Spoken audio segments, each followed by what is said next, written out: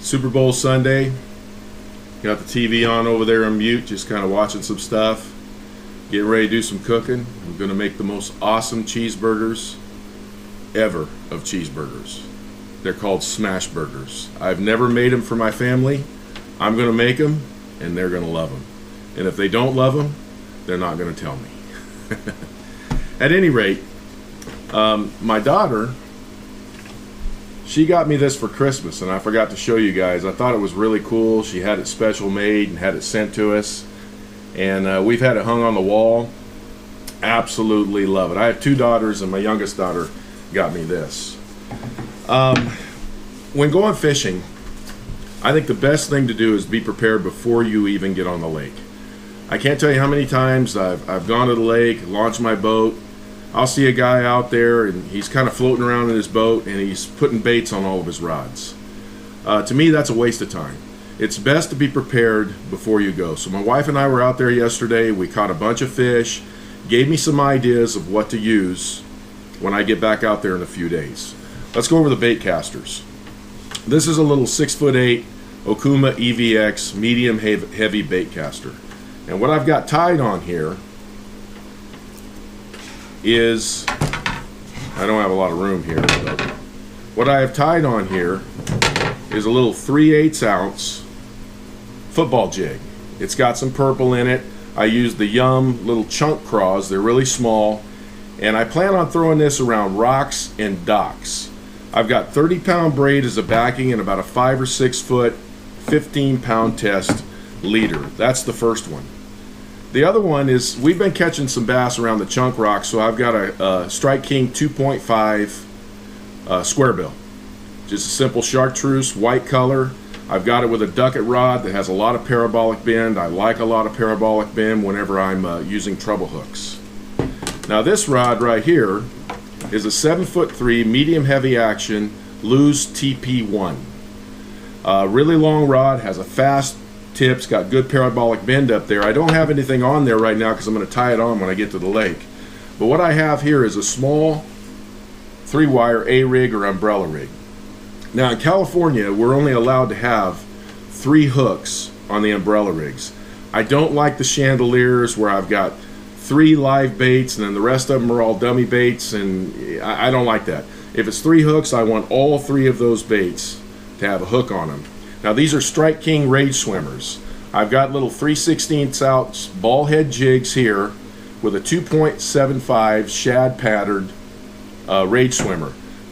The bottom one has got a 1/2 ounce ball head jig and a 2.7 or a 3.75 Rage Swimmer, just in case some of the big ones want that.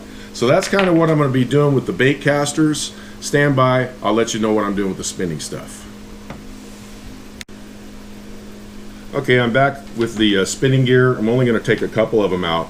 Now my wife and I, a few months ago, picked up 4 of these Okuma EVX rods in the spinning gear. I like the eyes because we tie a lot of braid to fluorocarbon. It goes through the eyes really easy. They're very sensitive, they're very light. One of them's a 6'10" in length and the other one's a 7'1" in length. I use them for different things. These are Lew's reels. Lew's Mock Crush. These sizes are the 300 size, and these reels work just fine. This one's got 20-pound braid, this one's got 15-pound braid, and I kind of stagger that around. Alright, one of the baits that I'm going to be using on a spinning rod is a Ned craw. Okay, this is just a simple little Ned head, and what I took was a Zoom Speed craw. They're actually one of my favorite craws. And I cut it down a little bit to fit this, and I put it on 10-pound test fluorocarbon. Now normally I would use lighter line, but the key to this one, I can't tell you how many fish I've caught at this lake when this particular bait is just falling. So I'm using 10-pound test line because I want the rate of fall to be just a little bit slower. I remember I used to swim in this river. I put a pair of goggles on, and you know, silly me, I want to know what crawdads do because I'm a bass fisherman. What do? I just simply dived down. This river had tons of crawdads. I would watch them, how they crawled on rocks, and every once in a while, one would jump off one rock, just kind of hang in the air, his craws are out, and he would just land on a rock that was a step or two lower. This is perfect for that.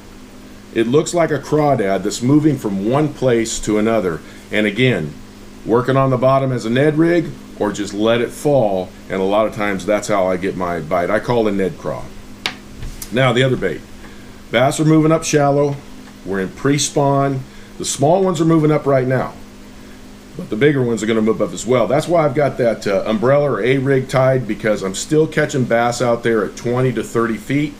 So I'm going to let that thing drop to the bottom, cast it way out, and I'm going to roll it right along the bottom in deeper water to see if I can get some of those bigger bass. Right now is the perfect time when bass move shallow for just simply a weightless Gary Yamamoto Senko. I guarantee you that this Senko right here is a lot heavier than a lot of other stick baits.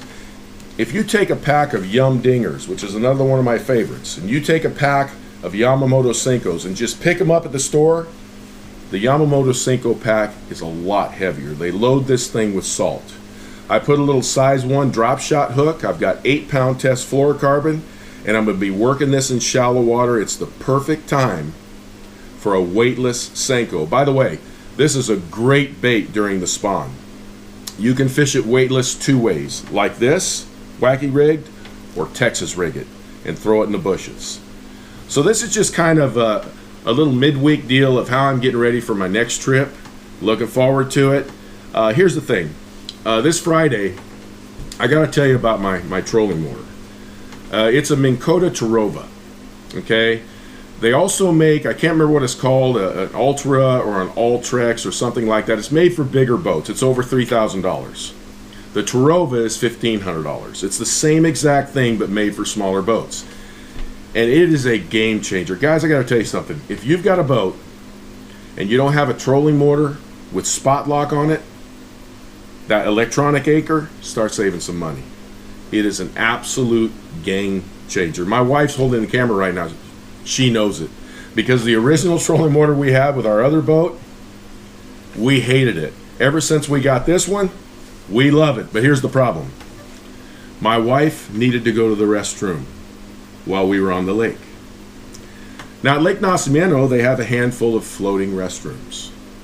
But they also have those wakeboarders. I don't know if you've ever experienced them, but when they dig into that water, they create huge, annoying wakes.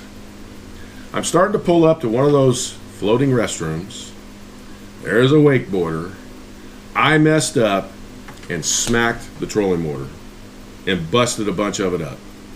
I went and got it checked. The inside of it is all messed up. The bearings are screwed. We put in, we called the insurance. They're going to replace it. We have to pay our deductible, but they're going to replace it with a brand new one, and we're going to pick that up Friday. Trust me, get a trolling motor with spot lock. It changes everything. Well, I hope you enjoyed this video. We're going to start doing some cooking. I'm already ready to go fishing in a few days. I'm ready to go get my new trolling motor put on. Hey, enjoy the Super Bowl. Have a great day. Talk to you soon.